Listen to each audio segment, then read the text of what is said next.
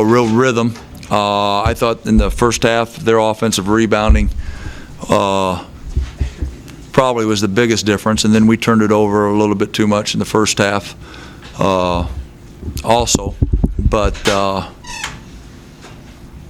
you know, it's tough. It was tough to get traction, I think, and obviously they had a little bit more than us, but I don't think there was any big traction in that game, and so it was tough. It's tough, but that's when two good teams play. That's what happens a lot of times. Anybody got a question? Coach, you mentioned about the traction. Like you mentioned about the traction was tough as far as getting the offensive flow. Is that because of how good these two defenses have been? Yeah, I think both teams are very good defensively. You know, I really do. And yeah, to answer your question simply, yes, it was tough against Simplon. I mean, they, you know, they got a good scout, they got good players, they're well set up, and our kids play good defense, and so tough.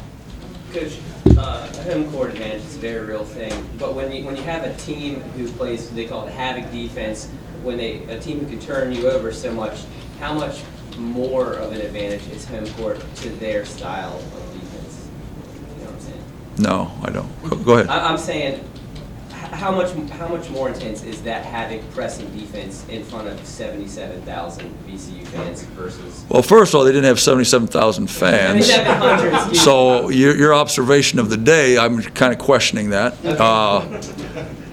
No, I think they have one system, we have another system. You know, that's what's unique about the A-10. They have all kinds of different systems. I don't think their press bothered us much, to tell you the truth. I think their half-court defense bothered us more than their full-court defense, and which is a credit to them.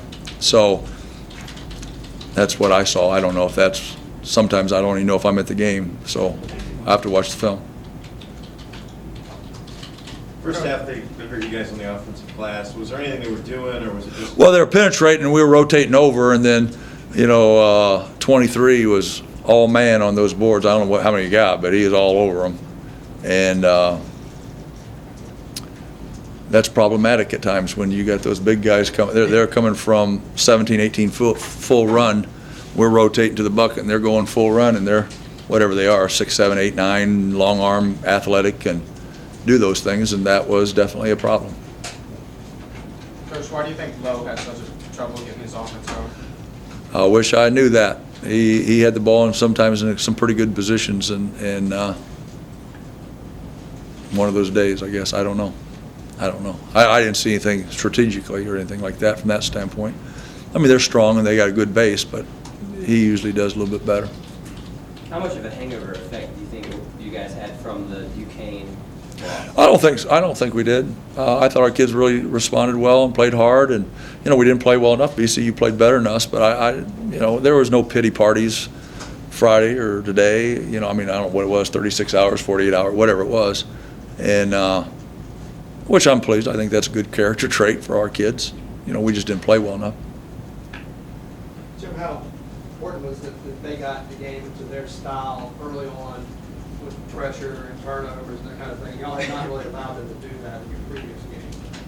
Yeah, again, and I'd have to look at the film, but I just thought it was in the half court that we were making the turnovers, not in the full court. Now, we probably made one or two, but I didn't think, now I might be wrong, but I thought it was more in the half court that we were turning over. And a lot of, I'd say about 4 of them were within 10 feet of the bucket in the first half. You know, either dropped, well, I think we dropped 2, and then they might strip 2. They're near the bucket. Yeah, because some of those turnovers, they weren't necessarily pressure turnovers. It seemed like whether you guys were getting sped up or something, but that was constant. Yeah, I didn't think we got sped up most of those turnovers. I think we just kind of turned over like in tennis, unforced error a little bit, you know. And I mean, VCU gets you getting a little fast, but I thought our guys, they were firm and aggressive without being fast and off balance. I thought for the most part. Anybody else for Coach? Coach, it was the biggest halftime deficit you guys have faced this year. How do you think you guys responded to that in the second half? Well, I thought we will. You know, neither team started off well offensively the first, start the second half. But I liked our kids, how they fought.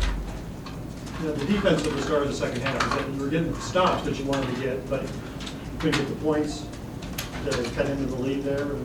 First half, you were getting the points, but you weren't getting the stops. Well, I don't think we had that many points first half. Well, I don't even, what was the score at half? Well, you had 28, but you shot like, 11 to 22. I mean, so you made one. Yeah, but we turned the ball over 9 times, so those get 0 interest on that. So, yeah, I mean, to start the second half, neither team was scoring, and that would have been a good opportunity for us to cut it a little bit. And I wish we would have cut it just about another bucket a couple times late. I mean, we kind of had it right there, and if we would have made a play, it would have helped us at least to play. So, all right, thanks. Thank you.